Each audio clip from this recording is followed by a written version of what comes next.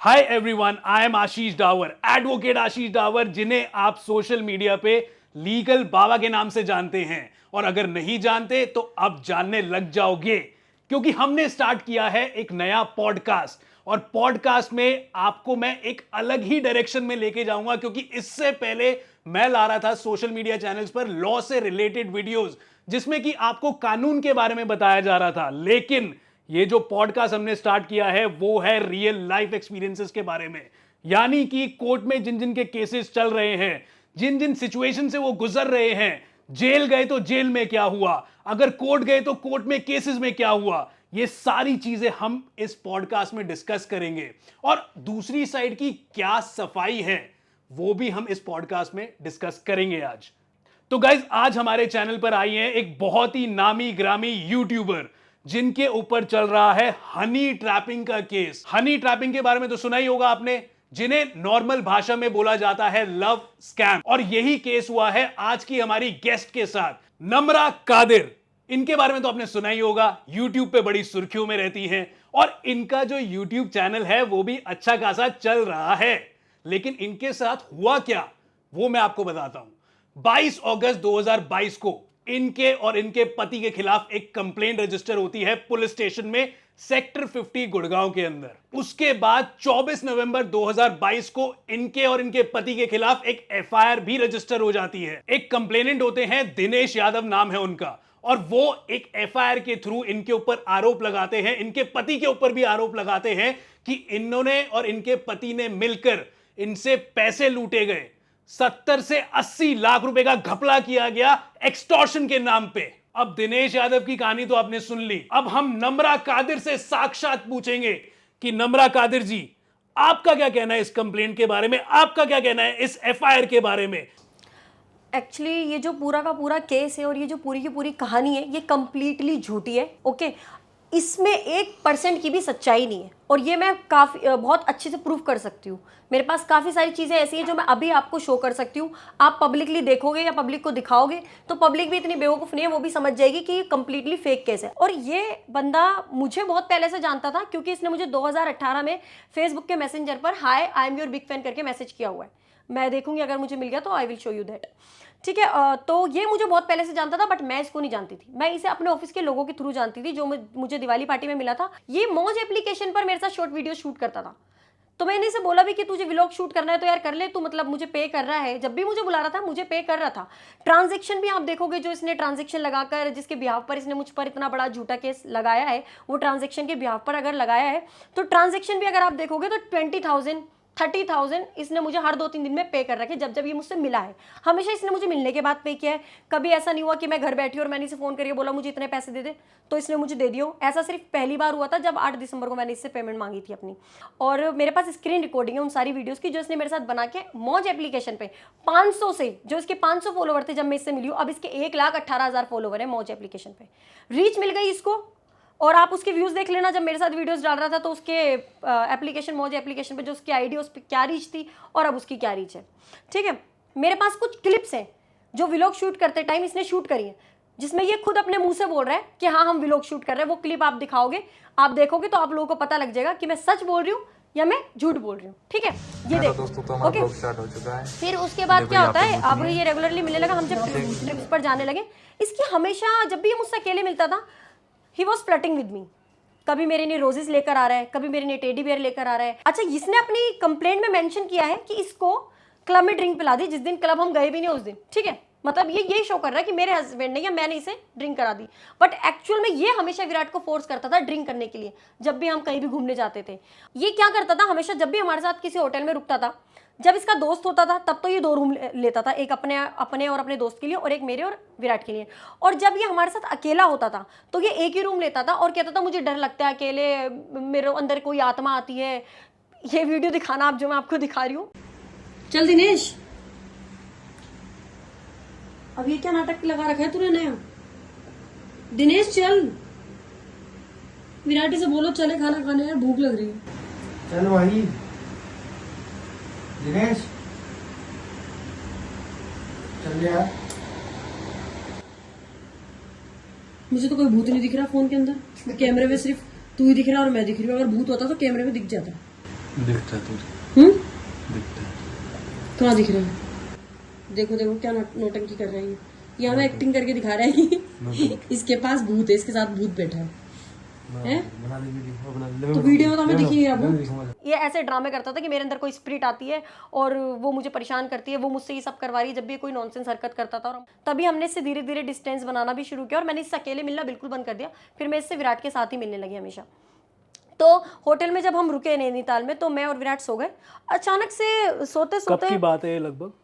ये नैनीताल ट्रिप की बात है, मुझे डेट याद नहीं है, मेरे पास पिक्चर्स है, मैं आपको दिखा दूंगी कब की डेट की और कब की, वीडियोस भी है उस दिन की। तो मैं और विराट सो गए। इसने एक्स्ट्रा बेड लिया था रूम में, कि ये हमेशा जब भी अकेले हमारे साथ रुकता था तो एक्स्ट्रा बेड लेता था अपने सोने के लिए, यही बहाना करके। तो हमने अच्छा, इस ट्रिप के बाद आपने विराट को अपने साथ रखना शुरू किया? नहीं, इस ट्रिप के बाद नहीं, एक्चुअली पहली ट्रिप हमने जनवरी में की थी। 29 जनवरी को ये हमें हरिद्वार लेके गया था व्लॉग शूट करने के लिए, और इसने वहां पे व्लॉग शूट भी किया था। 1 जनवरी को इसके सर पे बंदूक लगाई है और 29 जनवरी को ये हमारे साथ व्लॉग शूट कर रहा है। ये देखो क्लिप। ये विराट बेनीवाल है, ये हमारा पतंग उड़ रही है, ये नमरा है और हम भोले। तो विराट भी था उस टाइम, क्योंकि विराट मुझे ना आउट ऑफ दिल्ली कोई शूट होता है तो ज्यादातर साथ ही जाता है, वो मेरे अकेले नहीं भेजता है। मैंने इससे कई बार पूछा कि तू व्लॉग जो बना रहे हो उन्हें पब्लिश तो कर, तूने कहा था मैं नया व्लॉग चैनल बनाऊंगा, तो कहता मैं अभी एडिटर ढूंढ रहा हूँ, मेरे पास कोई एडिटर नहीं है एडिटिंग करेंगे। मैंने कहा मैं एडिट कर दूंगी, कोई नहीं, तो मुझे उसका एक्स्ट्रा पे कर दियो एडिटिंग का। तो उसकी ने भी नहीं तू क्या करेगी। फिर ये मुझे टाइम भी नहीं देता था कि मैं किसी और शूट पे जाऊं, क्योंकि हर 1-2 दिन में नम्रा क्या कर रही है वहाँ चले, नम्रा क्या कर रही है वहाँ चले। अब जब बंदा मुझे बुला रहा है, मैं इरिटेट बहुत होती थी इससे मिलकर। मतलब एक होता है ना कि आप सोशल मीडिया पे मैं दिख ही नहीं रही थी, मैं काम नहीं कर रही थी ना, मैं व्लॉगिंग कर रही थी और व्लॉगिंग ये पब्लिश कर नहीं रहा था। जो मौज पे वीडियोस बनाता था वो ये डालता था, व्लॉग ये डाल नहीं रहा था। तो थोड़ा सा मुझे ये भी होने लगा था कि ठीक है, ये मुझे पे तो कर रहा है हर बार बुलाकर, मेरा नुकसान तो नहीं हो रहा, क्योंकि मैं जिस दिन जा रही हूँ उस दिन ये मुझे पे कर रहा है। लेकिन एक मेरी सोशल लाइफ तो खराब हो रही है ना, मेरी जो फैन फॉलोइंग है वो तो खराब हो रही है, पब्लिक तो मुझे देखना चाहती है, तो वो रीच मेरी जा रही है। क्योंकि अगर मैं इससे रेगुलरली मिल रही हूँ तो मैं अपने चैनल पे वीडियो नहीं डाल पा रही थी इस वजह से। अब आप मुझे रोज रोज बुला लोगे अपने शूट पे, तो मैं अपने चैनल पे काम कब करूंगी। तो आप देखोगे जिन 7-8 महीने ये बंदा मेरे साथ रहा है, उन 7-8 महीने मेरे चैनल पर कोई वीडियो भी नहीं डली। लास्ट वीडियो मेरी दिसंबर 2021 में ही डली थी, दिसंबर में, और उसके बाद मेरी कोई दिसंबर में जो मैंने शूट की थी वीडियो वो मेरी डली नहीं है, वो मैंने अब डाली है बाद में। तो उस मतलब दिसंबर 2021 के बाद आप देखोगे जुलाई तक मेरी कोई वीडियो नहीं है मेरे यूट्यूब चैनल पर। क्यों? क्योंकि ये बंदा रेगुलरली मुझसे मिल रहा है। बट इसका कहना है कि मैंने इसे ब्लैकमेल किया है। यार अगर मैंने आपको ब्लैकमेल किया है तो इन सब वीडियोस का मतलब क्या है? आप मेरे साथ गोवा जा रहे हो, मसूरी जा रहे हो, ऋषिकेश जा रहे हो, और इन सब ट्रिप्स पर मेरे हस्बैंड मेरे साथ में है, मेरा बच्चा मेरे साथ में है, but you don't know that I am married, you don't know anything about me. उसके बाद ये आपके ऊपर केस डाल देते हैं। और उसके बाद क्या होता है, एक्चुअली क्या होता है ना, ये यहाँ से शुरुआत नहीं होती है। एक दिन क्राउन प्लाजा होटल में हम लोग मिलते हैं, हम वहाँ पे 1-2 दिन रुकते हैं। हम जैसा कि हमेशा की तरह हमें बोलता है कि रुक जाओ पार्टी करते हैं, ये वो, बैठते हैं साथ में, क्योंकि जो शूट कर रहा है वो इसके फ़ोन में, मेरे फ़ोन में नहीं है।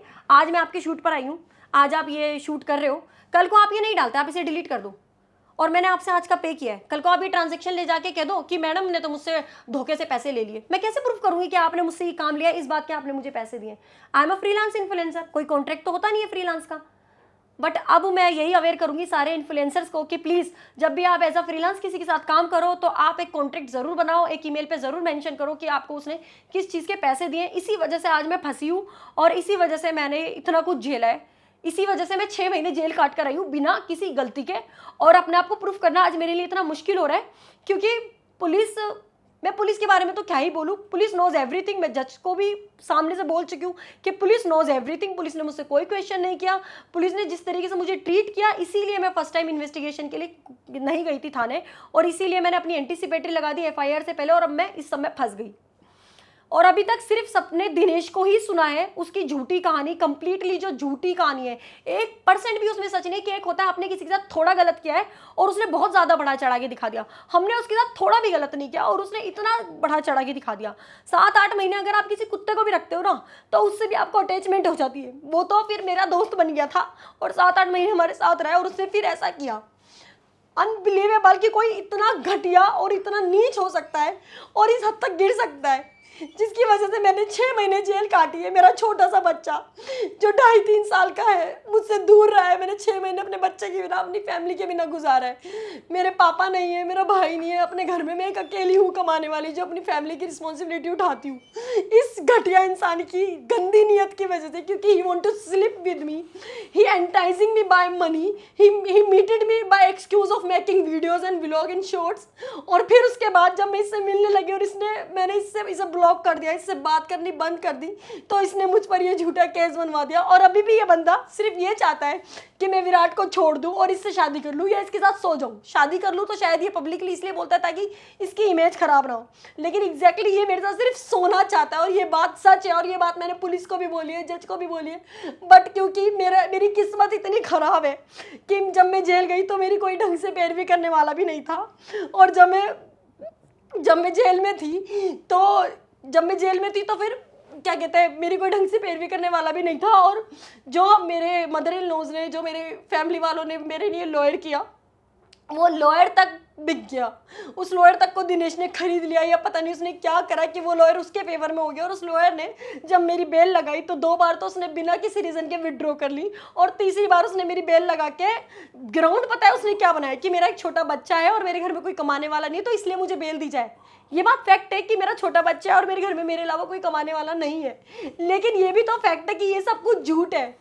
जो मुझ पर धाराएं लगाई हैं, मैंने उसे रेप केस में फंसाने की धमकी दी, ठीक है, मैंने आपको, वो कह रहा है मैंने 1 जनवरी 2022 को मैंने और विराट ने उसे ब्लैकमेल किया है, तो फिर 19 जुलाई तक सुखदेव में वो हमारे साथ क्यों घूम रहा है वो हमारे साथ 19 जुलाई तक? एक वीडियो झूठी हो सकती है क्या? ये सारे वीडियोस जो आप देख रहे हो सामने, क्या ये सब वीडियोस उसके सर पे पहले बंदूक लगाई थी तब शूट की गई थी क्या? ये जो हंस रहा है, ये जो नाच रहा है, ये जो बर्थडे पार्टी सेलिब्रेट कर रहा है, विराट को बर्थडे पार्टी दे रहा है अपनी तरफ से, मेरी बर्थडे पार्टी कर रहा है, ये सब कुछ क्या ब्लैकमेलिंग की वजह से कर रहा है ये बंदा? यार कोई ब्लैकमेल करेगा तो आपसे 1 बार पैसे लेगा, 2 बार लेगा, 3 बार लेगा, लाखों में लेगा, 20-20 हज़ार करके, 30-30 हज़ार करके कौन लेता है यार ब्लैकमेलिंग करके पैसे? आप मुझे ये बताओ।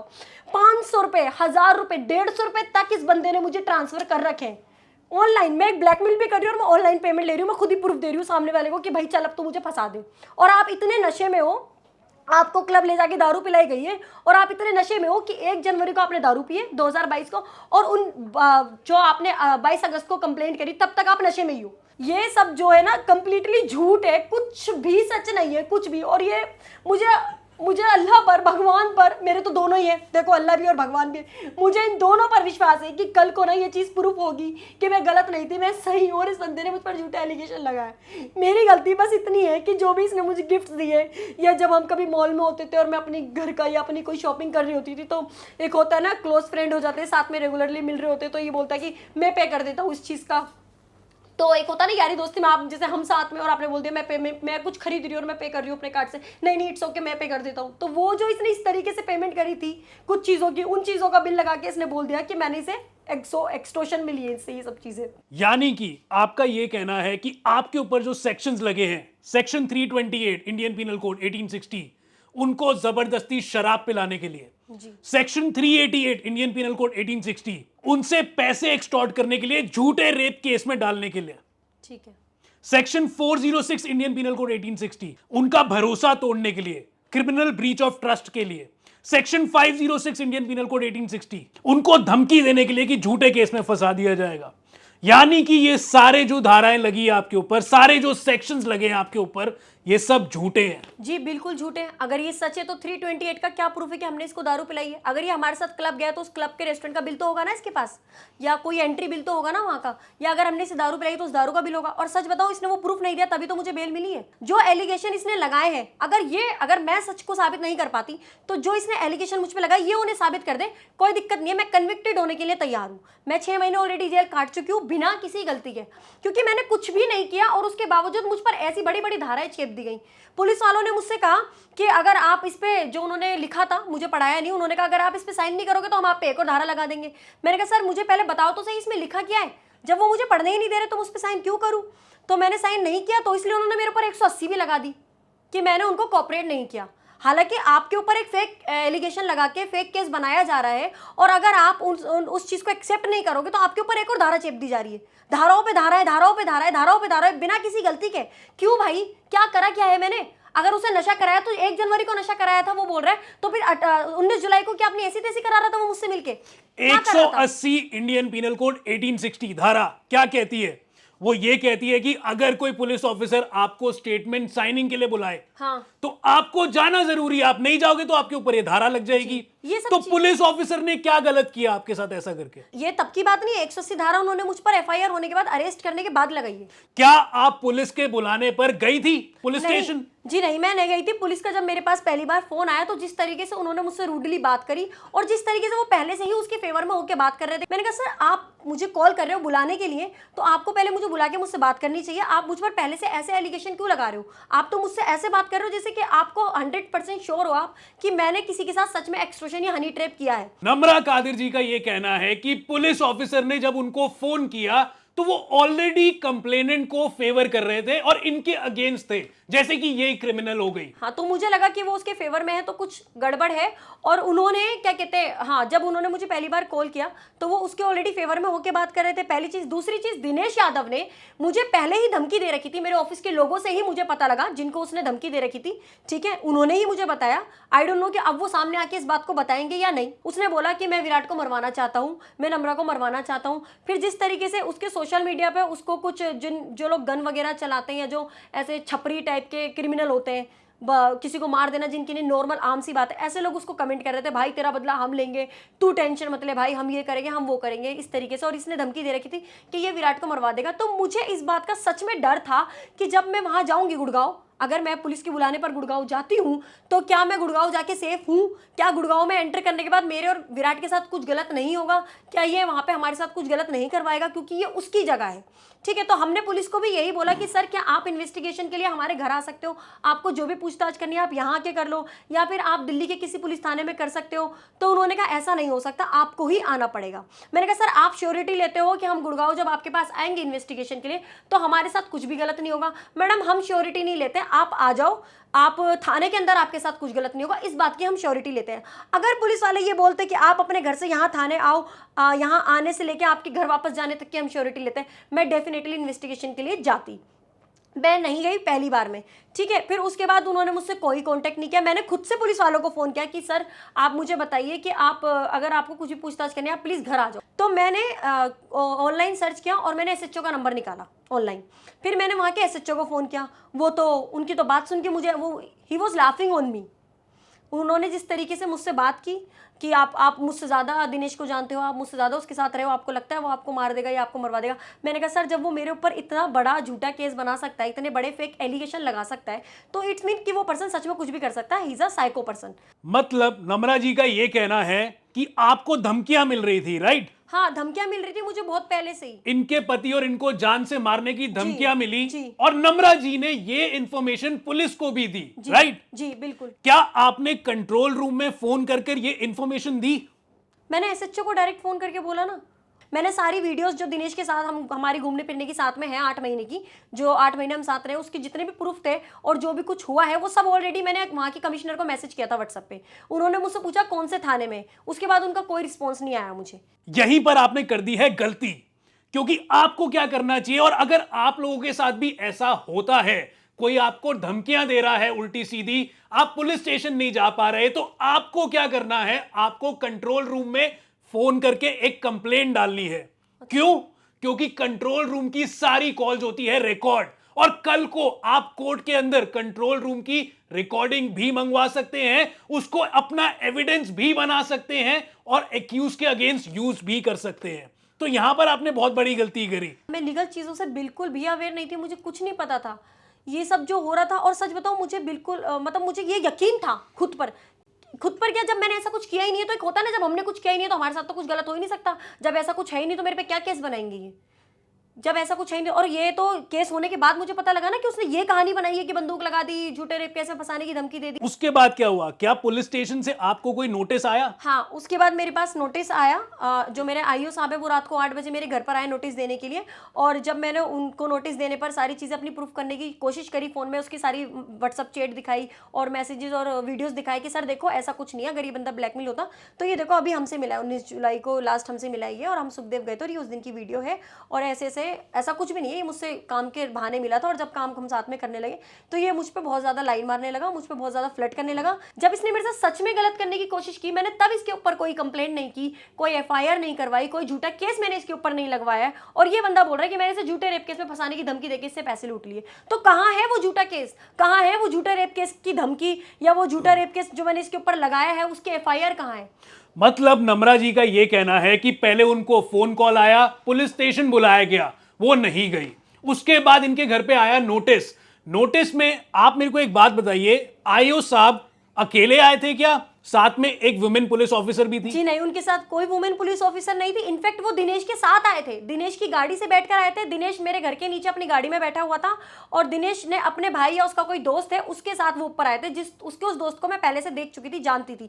तभी तो मैं शॉक्ड हो गई कि ये मेरे घर पे नोटिस देने आ रहे हैं रात को 8 बजे। आईओ साहब किसी वुमेन को अपने साथ नहीं लेकर आए हैं। अगर मैं घर में मान लो उस टाइम अकेली होती तो that is very unsafe. Criminal procedure code 1973 ये कहता है कि अगर आप किसी विमेन एक्यूज के घर जा रहे हैं, चाहे नोटिस लेकर ही जा रहे हैं, तो उनके साथ एक पुलिस ऑफिसर के साथ, एक मेल पुलिस ऑफिसर के साथ एक विमेन पुलिस कांस्टेबल भी होनी जरूरी है। ठीक है, उनके साथ नहीं थी और वो साथ में दिनेश के साथ आए थे वो, और दिनेश के दोस्त को ऊपर लेकर आए वो। मैंने उनसे बोला कि सर ये कौन है आपके साथ, क्योंकि मैं तो उसके दोस्त को पहले से जानती थी, पहचान चुकी थी मैं। तो उन्होंने बोला ये है मेरा कोई अपना, ऐसे करके मेरा कोई फ्रेंड है, इस तरीके से। तो फिर उसके बाद अब मैं श्योर हो गई, अब जब वो नोटिस देना है तब मैं 100% श्योर हो गई कि ये दिनेश के साथ अच्छे से मिले हुए हैं। मुझे नहीं पता ये बात सच है या झूठे, देखो, बट जो मुझे दिखाई दे रहा था उसके अकॉर्डिंग मुझे ये लग रहा था कि ये सच नहीं जानना चाहते, ये इन्वेस्टिगेट नहीं करना चाहते, ये सिर्फ मुझे बुला के मेरे ऊपर FIR करेंगे और मुझे फंसाएंगे। इस बात का मुझे आइडिया लग चुका था और ये मुझे पहले से ही धमकियां दे चुका था कि विराट को मरवा देगा, मुझे मरवा देगा, क्योंकि ये चाहता था, मुझे तो ये चाहता था कि विराट को मरवा देगा तो इसका पत्ता साफ हो जाएगा और फिर इसे मैं मिल जाऊंगी। अभी भी इसको यही लगता है। ये मुझे 6 महीने जेल कटवा चुका है, मुझे इतना बदनाम कर चुका है, हर चैनल पर मेरे बारे में उल्टा सीधा बोला जा रहा है, मुझे इतने थ्रेट्स आ रहे हैं। मैंने 6 महीने जेल में कितनी बार फांसी खाने की कोशिश की ये सिर्फ मैं ही जानती हूँ। बट वो ये कि मुझे वहाँ लोगों ने बताया अगर मैं सच में मर भी जाती ना तो भी शायद इस केस की री इन्वेस्टिगेशन होती। मैंने वहाँ पे भी जो ललिता पटवर्धन नाम से वहाँ पर CGM आती है, उनको भी मैंने एप्लीकेशन दी कि मैम मैं इस केस की री इन्वेस्टिगेशन कराना चाहती हूँ, मैं अपनी कॉल डिटेल्स निकलवाना चाहती हूँ, जो उन्होंने मेरी वहाँ पर हेल्प भी की जो वो कर सकती थी। तो फिर उसके बाद अब नोटिस जब ये मेरे घर पर आए आईओ साहब देने के लिए और ये सब हुआ, तो फिर मुझे और डर लगने लगा कि ये आईओ साहब तो हमारी कोई मदद करेंगे ही नहीं, तो अब हम क्या करें। हमने एक एडवोकेट से बात की और उस एडवोकेट ने कहा ठीक है मैं एक बार जाके थाने, मैं आप लोग मेरे साथ चलो थाने, हम देखते हैं चल के। तो विराट उस एडवोकेट के साथ गया थाने और विराट बाहर रुका। एडवोकेट ने कहा कि मैं एक बार पहले अंदर जाके देखता हूँ कि वो चाहते क्या है, जैसा आप लोग कह रहे हो कि आपको डाउट है कि वो पहले से उसके फेवर में, तो एक बार मैं देख लेता हूँ, मुझे सब सही लगा तो आप अंदर आ जाना, ठीक है। फिर वो एडवोकेट गया और उसने आईओ से मिला वो, और वो वापस आया, उसने विराट को अंदर नहीं बुलाया थाने में, और उसने कहा भाई ये तो पक्का तुम्हें बुला के बिठा के FIR करेंगे तुम्हारे ऊपर, ये कुछ सुनना ही नहीं चाहते, ये कुछ जानना ही नहीं चाहते। तो उसने कहा कि आप एंटीसिपेटरी बेल लगा लो अपनी, आप दोनों एंटीसिपेटरी बेल ले लो, फिर आप इन्वेस्टिगेशन ज्वाइन कर लेना, ताकि ये आपको इन्वेस्टिगेशन के दौरान FIR करके अरेस्ट ना करे, उससे बचने के लिए। अब हमें ये तो पता ही नहीं था कि एंटीसिपेटरी बेल का मतलब क्या होता है, हमें तो जैसा वकील ने बोला हमने उसकी बात मानी और हमने एंटीसिपेटरी बेल लगा दी। अब एंटीसिपेटरी बेल हो गई हमारी रिजेक्ट। एंटीसिपेटरी बेल रिजेक्ट होने के बाद हमें नहीं पता 24 नवंबर को हमारी FIR हो गई, 18 नवंबर को हमारी एंटीसिपेटरी बेल रिजेक्ट हुई और 24 नवंबर को हमारी FIR हुई। मुझे पता लगा 5 दिसंबर को जब मैं अरेस्ट हुई 2022 में, तब मुझे पता लगा कि मेरी 24 नवंबर को ऑलरेडी FIR हो चुकी है। अगर आप लोग नहीं जानते एंटीसिपेटरी बेल क्या होती है तो मैं आपको बताता हूं। सेक्शन 438 क्रिमिनल प्रोसीजर कोड 1973 के तहत आप एंटीसिपेटरी बेल डाल सकते हैं कोर्ट के अंदर, और अगर आपको डाउट है, अगर आपको शक है या आपको पता लग गया आपके ऊपर FIR हो चुकी है, तो आप एंटीसिपेटरी बेल डालिए कोर्ट के अंदर, कोर्ट से बेल लेकर आइए और उसके बाद आपको कोई भी गिरफ्तार नहीं करेगा। तो ऐसा ही किया नम्रा कादिर ने, और यह था इनका रीजन कि ये पुलिस स्टेशन क्यों नहीं गई, क्योंकि इनको ऑलरेडी धमकियां मिल चुकी थी, इन्हें अपनी जान का खतरा था, और पुलिस को बोला जाए तो पुलिस ने भी अपना काम ठीक से नहीं किया और उनको पुलिस की इन्वेस्टिगेशन पे बिल्कुल भी भरोसा नहीं था। लेकिन मैं आप लोगों को बता दूं और नम्रा जी आपको भी बता दूं, आप यहां पर कर गई गलती। आपको पुलिस स्टेशन तो जाना चाहिए था, चलिए आपको अपनी जान का डर भी था, तो आपने क्या करना था, आपने सुपरिटेंडेंट ऑफ पुलिस या कमिश्नर ऑफ पुलिस की ईमेल पे एक कंप्लेंट डालनी थी कि भैया इस तरह से हमें धमकियां मिल रही हैं, मैंने पुलिस को इन्फॉर्म किया है, मुझे धमकियां मिल रही है, लेकिन उन्होंने कोई एक्शन नहीं लिया। अगर कमिश्नर ऑफ पुलिस को आप ईमेल डालती तो आपके पास एक रिकॉर्ड बन जाता कि आपने कमिश्नर ऑफ पुलिस को इंटीमेट किया है। लेकिन अगर कमिश्नर ऑफ पुलिस भी आपका साथ नहीं देते या सुपरिटेंडेंट ऑफ पुलिस भी आपका साथ नहीं देते तो आप कोर्ट में भी जा सकती थी under section 156(3) criminal procedure code 1973। तो नम्रा जी, सवाल यह है, दिनेश यादव जी का यह कहना है कि भैया उन्होंने आपको 2 लाख रुपए दिए, वो आपसे पहली बार रेडिसन होटल में मिले और आपने अपने हस्बैंड को अपना फ्रेंड बताया दिनेश यादव के सामने। ऐसा कुछ हुआ ही नहीं है। पहली बात तो हम पहली बार रेडिशन होटल में मिले नहीं, मैं ऑलरेडी बता चुकी हूँ। और वो मुझसे ऑफिस की दिवाली पार्टी में मिला था। ऑफिस में सब जानते हैं that Virat Beniwal is my husband, तो उसको कैसे नहीं पता होगा जब सबको पता है। तो साथ में हमारी पिक्चर्स आप देख सकते हो, पिक्चर्स। और अगर ऐसा है कि मैंने आपसे कहा वो मेरा फ्रेंड है, तो मेरा बच्चा क्या कर रहा है फिर आपके साथ? साथ में बच्चा है, वो भी मैंने बोल दिया किसी और का बच्चा है। ये वीडियो देख लो आप, ये फरवरी में हम गोवा गए थे, ये वीडियो देख लो आप। तो आपका कहना है कि आप दिनेश यादव से रेडिसन होटल में पहली बार मिले तो थी? पहली बार नहीं, बहुत टाइम बाद, 1 महीने से हम रेगुलरली मिल रहे थे। तब उस दिन हम रेडिशन होटल में, वो हमें लेके गया था पिक करके। अच्छा, 1 महीने से आप ऑलरेडी मिल रहे थे? हाँ, रेगुलरली हमारा मिलना, घूमना फिरना, आना जाना, व्लॉग शूट करना और ये मौज एप्लीकेशन पे शूट करना चल रहा था। दिनेश यादव ने जो कहा है वो पहली बार आपसे रेडिसन होटल में मिले हैं, क्या ये बात सच है? ये बिल्कुल झूठ है। ये बिल्कुल झूठ है जी। अभी मेरा केस चल रहा है कोर्ट में और मैं कोई डिफेंस अपना देना नहीं चाहती हूँ, वरना मेरे पास बहुत सारे ऐसे प्रूफ्स हैं जो मैं आगे चल के दिखाऊंगी भी, जिससे ये साफ साबित होता है कि वो मेरे पीछे पड़ा था, मैं उसकी नहीं। मेरे पास बहुत सारी ऐसी वीडियोस और फोटोज हैं जिनसे ये तो साफ जाहिर हो रहा है कि बंदे को ब्लैकमेल नहीं किया हुआ है। जिस बंदे के सर पे आप बंदूक लगाओगे, रेप केस में फंसाने की धमकी दोगे, वो बंदा आपके साथ घूमेगा फिरेगा नहीं। जनवरी की वीडियो, फरवरी की वीडियो, मार्च, अप्रैल, मई, जून, जुलाई, लास्ट जिस महीने में वो मुझसे मिला है, हर उस महीने की मेरे पास वीडियोज हैं। तो इन वीडियो से ये तो इतना तो यार अंधे को भी दिखेगा, मतलब किसी को भी दिखाई देगा। कॉमन सेंस की बात है। ये सब वीडियोस बंदूक लगा के तो नहीं बनाई गई है ना उसके सर पे, या इन सारी ट्रिप्स पर वो अपनी ही कार से लेके गया है हमें। तो क्या बंदूक रखी थी हमने उसके सर पे जब वो हमें लेके गया है? और मैं जिस बंदे को ब्लैकमेल कर रही हूँ, जिसके सर पे मेरे पति ने बंदूक लगाई है, जिसके साथ मैं एक्सटॉर्शन कर रही हूँ, अपने छोटे से बच्चे को मैं उसके साथ घुमाने लेके जाऊंगी, अपने बच्चे की जान का रिस्क लूंगी मैं उस इंसान के साथ। और फिर मैं ब्लैकमेलिंग में उससे पैसे भी ऐसे लूंगी, कभी 20,000 कभी 30,000। चल यार, आज तेरे पास 20,000 नहीं है, 50,000 नहीं है, तो तू एक काम कर यार, 150 ही दे दे। मतलब मैं इतनी सस्ती एक्सटॉर्शन वाली लड़की हूँ, मुझे नहीं लगता आज तक किसी ने ऐसा एक्सटॉर्शन किया होगा जैसा मैंने किया है कि 150 रुपये दे दे यार। 150 रुपये ट्रांसफर कर रखे उसने मुझे, 500 रुपये ट्रांसफर कर रखे, 250 रुपये ट्रांसफर कर रखे। क्यों?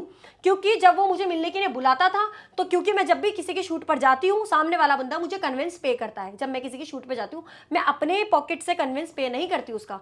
इसी तरह जब भी इसने मुझे मिलने बुलाया किसी भी मॉल में शूट करने के लिए, शॉर्ट वीडियो शूट करने के लिए, तो इसने मुझे उसका कन्विंस पे किया है, जो ये ट्रांजेक्शन ही इस बात का प्रूफ है। सच बताऊं तो अगर कोई सच को देखे ध्यान से और ये ट्रांजैक्शन देखे, तो ये ट्रांजैक्शन ही एक अपने आप में सबसे बड़ा प्रूफ है कि इस बंदे के साथ कोई ब्लैकमेलिंग हुई नहीं है। वो बंदा तो ये बोल रहा है कि 1 जनवरी को उसके सर पे बंदूक लगा दी और रेप केस में फंसाने की धमकी दी। तो जब 1 जनवरी 2022 को तुझे ब्लैकमेल किया है, तो 8 महीने तक तू लड़की को घुमा क्यों रहा है, शॉपिंग क्यों करा रहा है, साथ में उसके पति को उसे ट्रिप्स पर क्यों लेके जा रहा है? यही तो मेरा सवाल है। यही तो मैं चिल्ला चिल्ला के लोगों से, जज से, पुलिस से पूछ रही हूँ कि क्या आप लोगों को दिखाई नहीं दे रहा है? This is not an extortion. ये एक्सटॉर्शन नहीं है। क्या मैंने उसके ऊपर कभी कोई फेक कंप्लेंट, कभी कोई फेक FIR करी है? आज तक नहीं करी है। क्या मैंने कभी उसे धमकी दी है, भाई मुझसे मिल, मुझे इतने पैसे दे, नहीं तो मैं तेरे साथ ये कर दूंगी? उसके पास 800 रिकॉर्डिंग है जो उसने जज के आगे शो की हैं।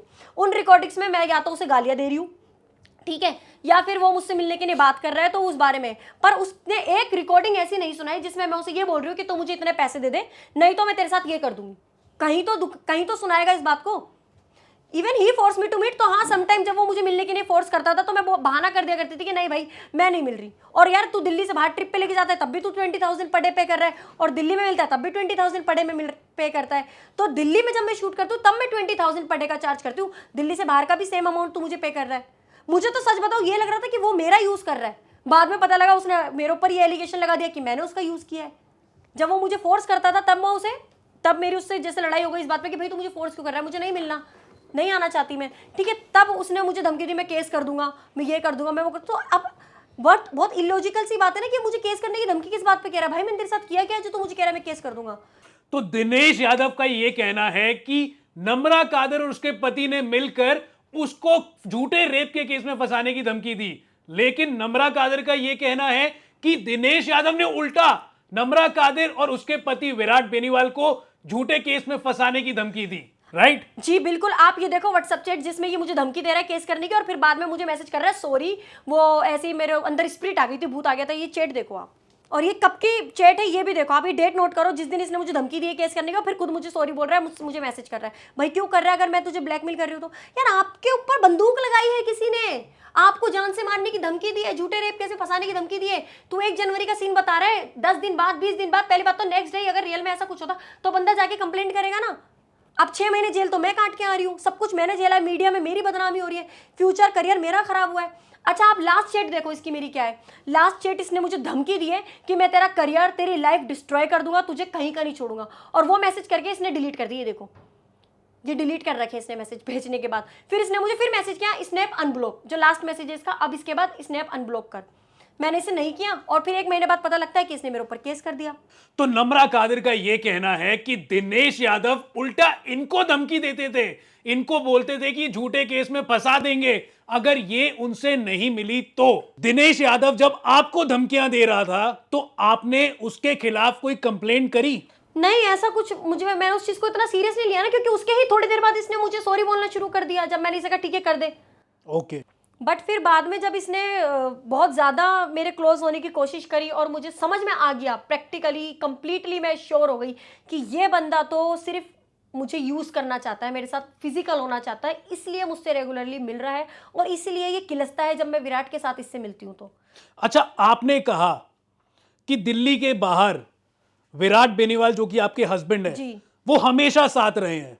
हाँ। लेकिन दिल्ली के अंदर जब आप उनसे मिलती थी, किससे मिलती थी? दिनेश यादव से आप मिलती थी, तो विराट बेनीवाल साथ नहीं होता था? बहुत रेयर, 10 बार मिली हूँ तो 1 बार होगा विराट साथ में, 9 बार ये अकेले ही मिलता था मुझसे। तो आप दिनेश यादव के साथ दिल्ली के अंदर जब मिलती थी जी। तो क्या वो पब्लिक प्लेस में मिलती थी जी। या किसी होटल रूम में मिलती थी? हमेशा पब्लिक प्लेस में मिलती थी, हमेशा। कभी यूनिटी मॉल, कभी ये एनएसपी वाला मॉल, कभी रजौरी गार्डन वाला मॉल, हमेशा पब्लिक प्लेस में ही मिलती थी। और ये डिस्टेंस आपने कब बनाना स्टार्ट किया? मतलब क्या डेट होगी, क्या मंथ होगा, कौन सा साल होगा?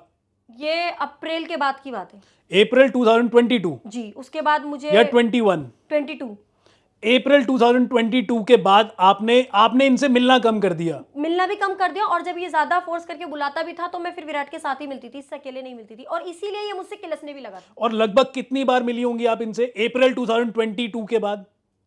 आई डोंट नो, मिले तो बहुत बार है, क्योंकि इसके बाद भी हम लोग जयपुर गए हैं ट्रिप पर, शिमला गए हैं ट्रिप पर। तो आपने ये क्यों बोला कि मिलना कम कर दिया? आप तो इतनी जगह गए हैं उनके साथ।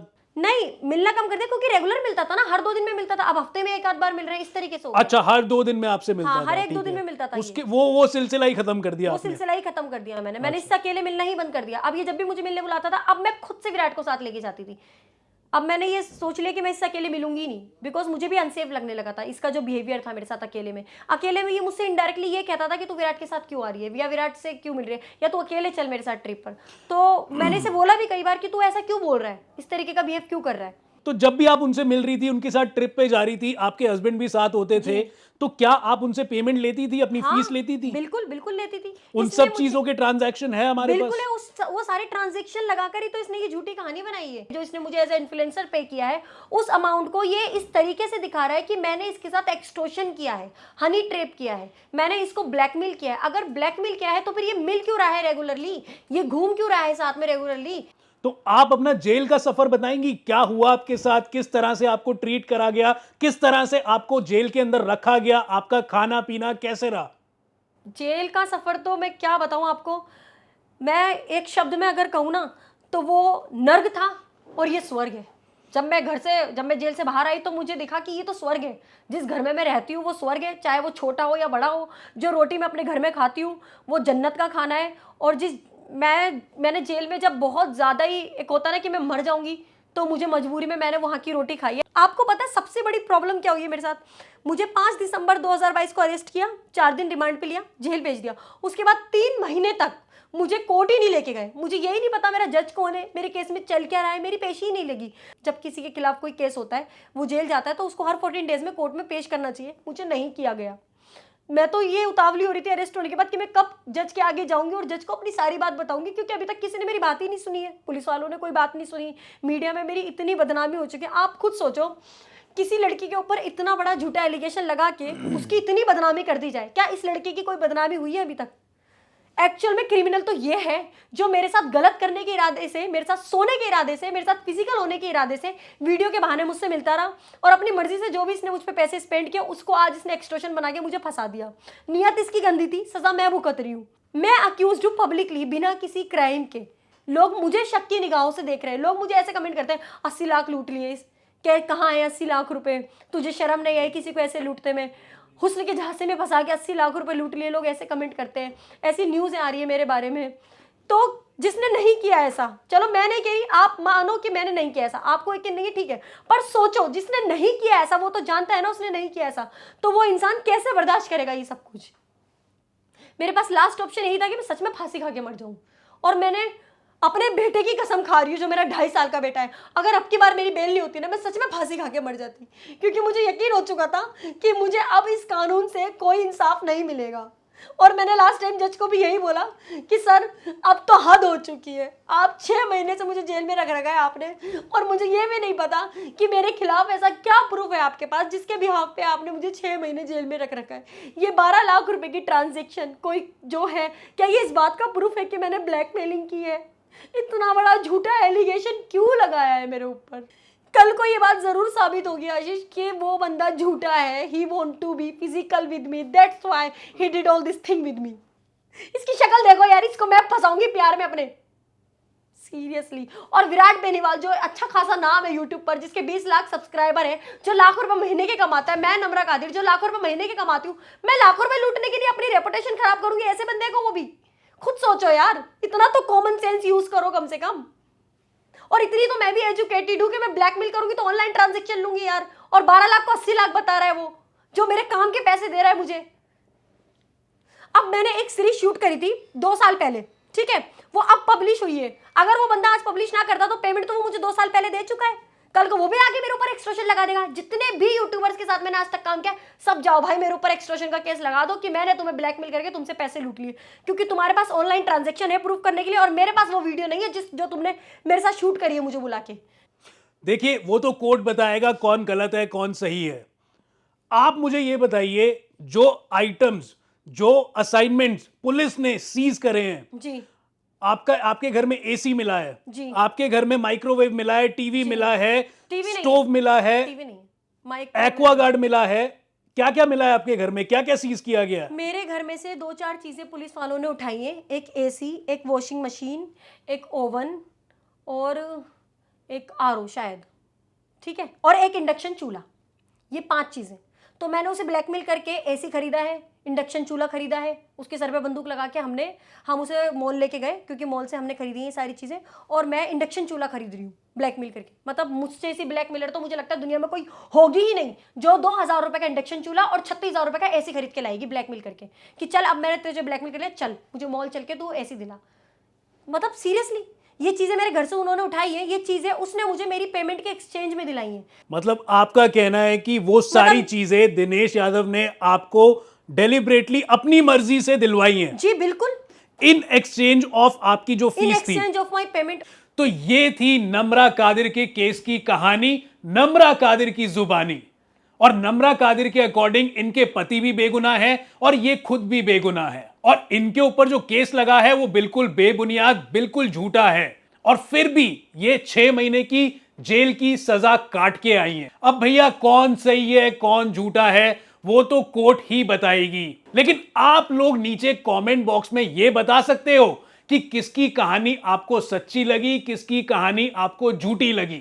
नीचे कमेंट बॉक्स में कमेंट जरूर करिएगा कि आपका क्या मानना है, और इस वीडियो को ज्यादा से ज्यादा शेयर करिएगा ताकि हम ज्यादा से ज्यादा लोगों तक ये इंफॉर्मेशन पहुंचा सके कि भैया इस तरह से भी केस हो सकता है आप लोगों के अगेंस्ट। और गाइस कुछ बातें हम नम्रा कादिर से भी पूछ लेते हैं कि वो एंड में आखिर में क्या कहना चाहती है हमारी जनता को। देखो मैं लास्ट में यही कहना चाहूंगी कि जितने भी फ्रीलांस इन्फ्लुएंसर है वो प्लीज इस बात का प्रूफ रखें कि उनको पेमेंट किस चीज की दी जा रही है, ठीक है। मुझे नहीं पता आगे चल के कल को क्या होगा, मेरे पास जितने एविडेंस है उसके अकॉर्डिंग तो ये प्रूफ होना चाहिए कि मैं सही हूँ। ऊपर वाला जानता है और इंशाल्लाह ये बात प्रूफ भी हो जाएगी, ठीक है। लेकिन मैं एंड में यही कहना चाहूंगी कि जो मैंने झेला है, जो मेरे साथ हुआ है, मैं नहीं चाहती वो कल को किसी के भी साथ हो। एक्सटॉर्शन हनी ट्रैप होता होगा, सच में होता होगा, लड़कियां करती होंगी ऐसा, मुझे नहीं पता, ना मैंने कभी किया, ना मुझे कभी ज़रूरत है करने की, ना ऐसा कुछ भी मैंने किया है, ठीक है। लेकिन जिनके साथ होता है वो उन्हें सज़ा मिले तो समझ में आता है। मैंने 6 महीने जेल काटी है, पर वो मेरी सज़ा नहीं थी। 6 महीने कस्टडी में, मुझे जुडिशियल कस्टडी में रखा गया था, उसे हम सज़ा नहीं कहेंगे। मुझे कोर्ट ने 6 महीने इसलिए रखा क्योंकि पुलिस की डिमांड थी कि मुझे उनको इन्वेस्टिगेशन करने में कोई प्रॉब्लम ना हो, उनकी इन्वेस्टिगेशन में कोई छेड़छाड़ ना हो प्रूफों के साथ, इसलिए उन्होंने मुझे 6 महीने जेल में रखा। और अब आगे केस चलेगा, आगे चल के जो भी होगा आपके सामने आ जाएगा। तो गाइज आई होप आपको वीडियो पसंद आया हो। वीडियो को ज्यादा से ज्यादा शेयर करिएगा, नीचे कमेंट बॉक्स में अपनी राय जरूर दीजिएगा कि भैया आपको क्या लगता है, कौन सही है कौन गलत है। गाइज मेरा YouTube चैनल आप जल्दी से सब्सक्राइब कर लीजिए, क्योंकि ऐसी अमेजिंग स्टोरीज हम आप लोगों के लिए लाने वाले हैं और रेगुलर लाते रहेंगे। और गाइज नीचे कमेंट बॉक्स में यह भी बताइएगा कि आपको कैसी लगी ये स्टोरी। और अगर आपकी भी कोई कहानी है, आपका भी कोई केस चल रहा है या चल रहा था जो कि आप कैमरे के सामने लाना चाहते हैं, अपनी सफाई पेश करना चाहते हैं, तो आप मुझे डीएम कर सकते हैं मेरे इंस्टाग्राम चैनल पर। मेरे चैनल का नाम है आई एम लीगल बाबा।